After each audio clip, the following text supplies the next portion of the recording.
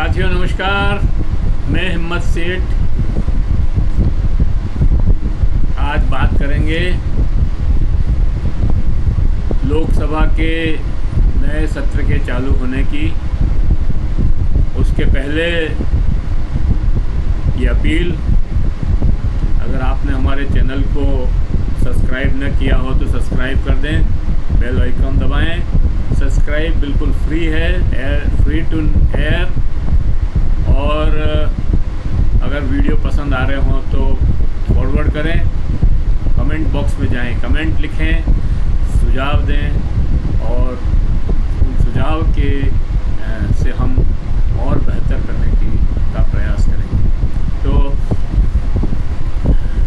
बड़ी खबर ये है कि नीट की जो परीक्षा रद्द करने की बात चल रही है वो तो नहीं हुई, लेकिन पीजी नीट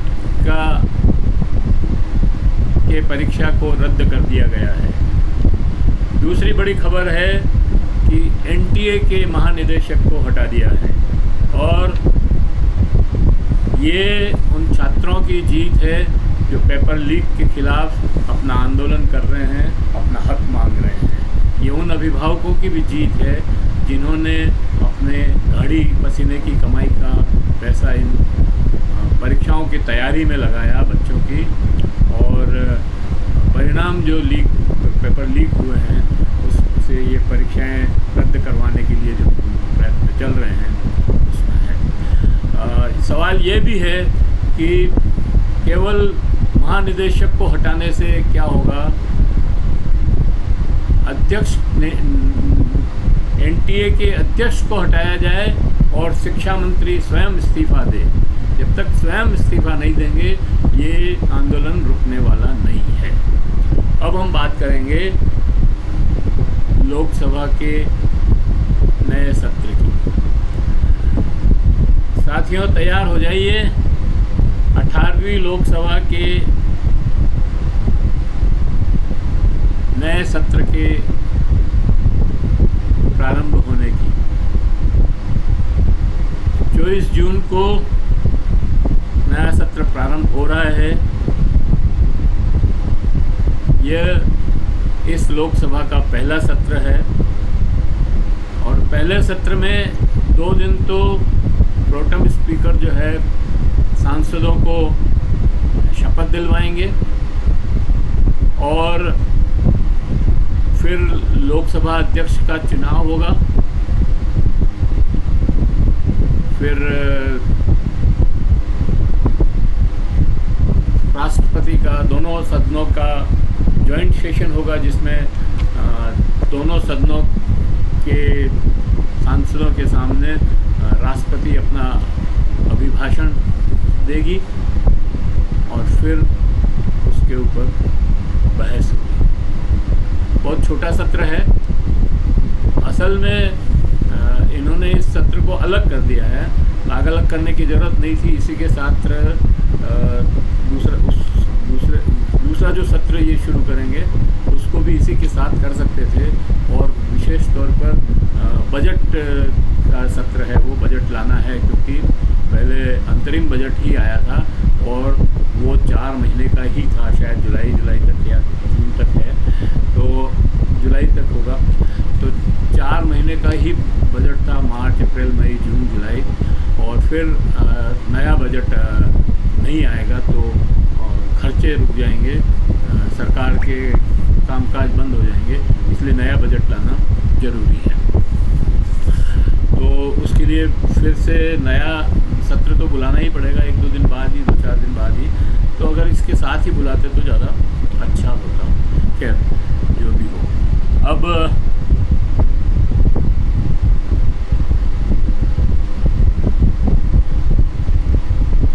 दोस्तों लोकसभा में इस संसद में राष्ट्रपति के अभिभाषण के बाद बहुत हंगामेदार सेशन होने वाला है।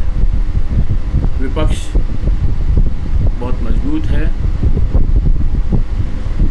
234 तो उनके है ही, उसके साथ ही 8-10 निर्दलीय या दूसरे पार्टी के लोग भी उनके साथ हैं।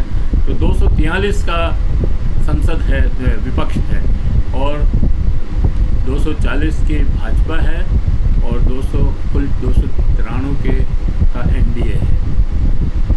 एनडीए के जो घटक दल हैं वो भी अभी प्रधानमंत्री से नाराज़ हैं। तो हो सकता है कि वो भी बहस में विपक्ष के साथ खड़े हों। वोट देने में ज़रूर वो उनके साथ नहीं होंगे, लेकिन बहस में वो उनके साथ खड़े हो सकते हैं। तो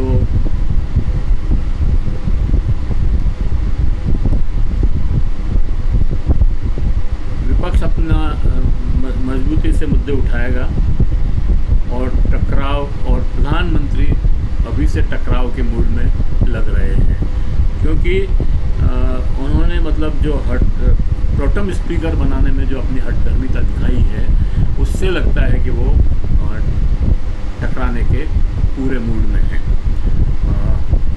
क्योंकि परंपरा ये है कि प्रोटेम स्पीकर जो सबसे वरिष्ठ सांसद होता है उसको बनाया जाता है, और इस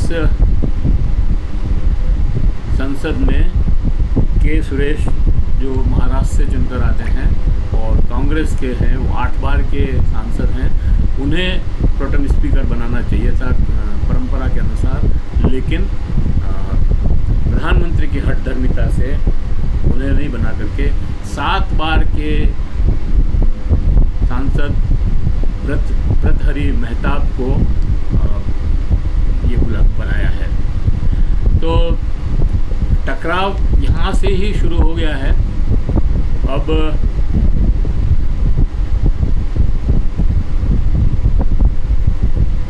वैसे प्रोटेम स्पीकर की कोई बहुत बड़ी भूमिका नहीं होती है, वो सिर्फ सांसदों को वो शपथ दिलाता है और लोकसभा के अध्यक्ष का स्पीकर का चुनाव करवाता है। चुनाव होने के बाद 2 दिन बाद उसकी सत्ता खत्म हो जाती है, उसका पद ही खत्म हो जाता है। तो इस जरा से काम के लिए भी अगर नरेंद्र मोदी कंप्रोमाइज़ नहीं कर सकते हैं या परंपरा को नहीं निभा सकते हैं, तो आगे तो बड़ी बड़ी बातें हैं, उन पर कैसे कंप्रोमाइज़ होगा और आम सहमति से कैसे संसद चलेगी, ये बहुत ही विचित्र स्थिति होने वाली है।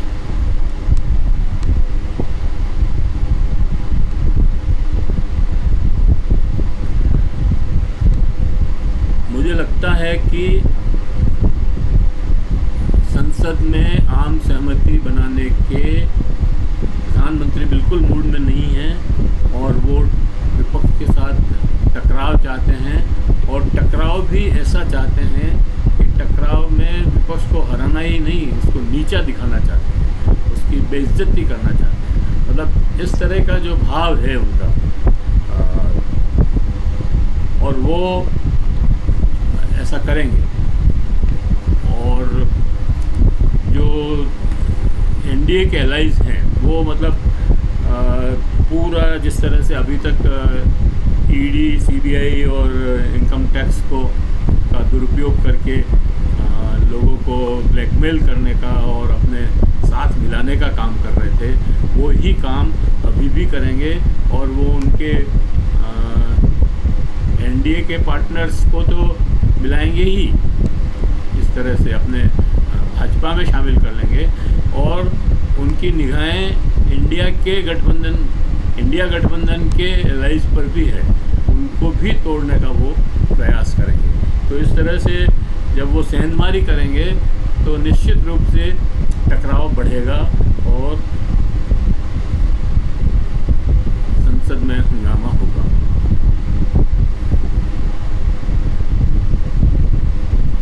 पिछले संसद में, लोकसभा में प्रधानमंत्री जी ने, भाजपा ने 5 साल किसी को डिप्टी स्पीकर नहीं बनने दिया, न बनाया न बनने दिया। और परंपरा ये है कि डिप्टी स्पीकर विपक्ष की पार्टी का होता है, उन्होंने किसी को बनने ही नहीं दिया। तो इस बार भी वो ऐसा ही चाहेंगे डिप्टी स्पीकर इस बार, क्योंकि विपक्ष मजबूत है तो डिप्टी स्पीकर बनाएंगे तो, लेकिन वो भाजपा भाजपा का ही होगा या एनडीए का होगा। एलाइज पार्टियों में से किसी को डिप्टी स्पीकर बना देंगे और उसका उपयोग वो दूसरी तरह से अपने लिए करेंगे।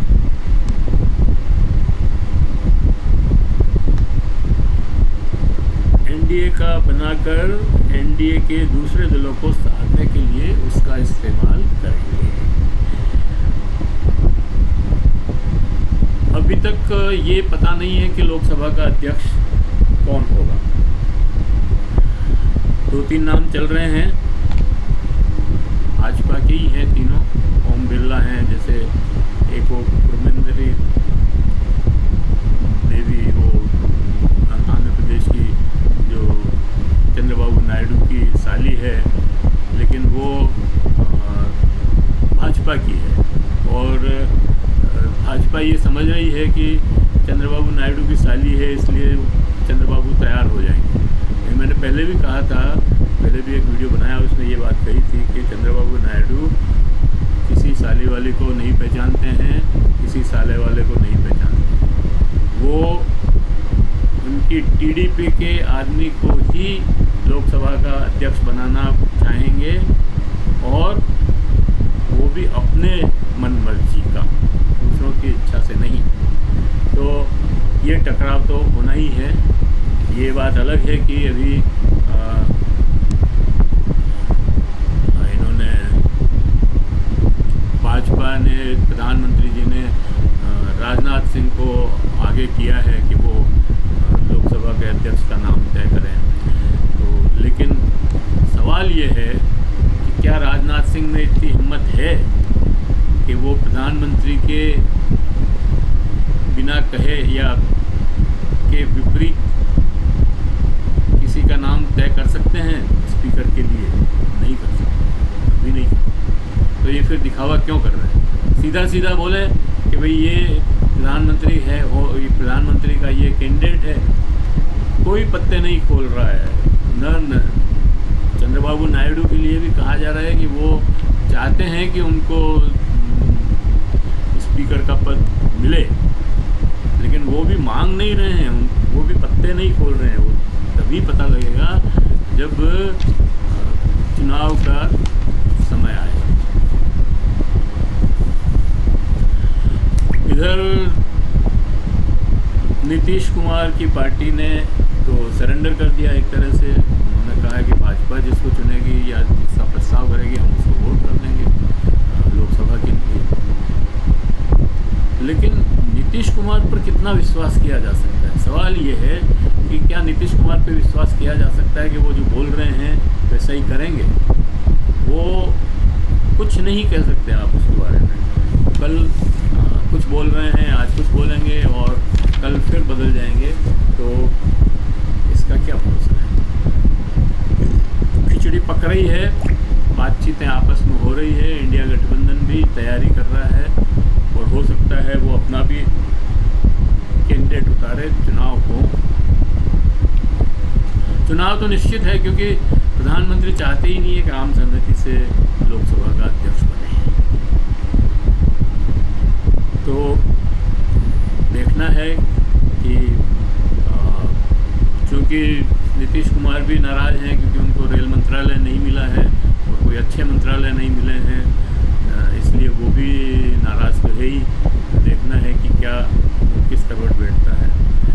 लोकसभा के स्पीकर और डिप्टी स्पीकर के चुनाव के बाद राष्ट्रपति का अभिभाषण होगा और फिर उस पर बहस होगी। असली हंगामा उसी बहस में होगा। यहीं पर विपक्ष जो है रेल दुर्घटना, नेट पीजी की परीक्षाओं के सवाल उठाएंगे, पेपर लीक का सवाल उठेगा और जो कार्रवाइयाँ हुई है और जिस तरह से लोग उसमें इंडल्ज पाए गए हैं, दोषी पाए गए हैं, उन लोगों के नाम भी वहाँ उजागर होंगे, उनके ऊपर जांचें बिठाने की बातें होगी और कई मुद्दे ऐसे हैं जो जोर शोर से उठाए जाएंगे। 5वीं विश्व की सबसे बड़ी अर्थव्यवस्था को डॉलर की रेट, पेट्रोल डीजल की रेट, गैस की कीमत और महंगाई को दिखाकर कांच दिखाया जाएगा। ईवीएम में कम वोट पड़े और गिनती ज़्यादा हुई, इस सवाल पर भी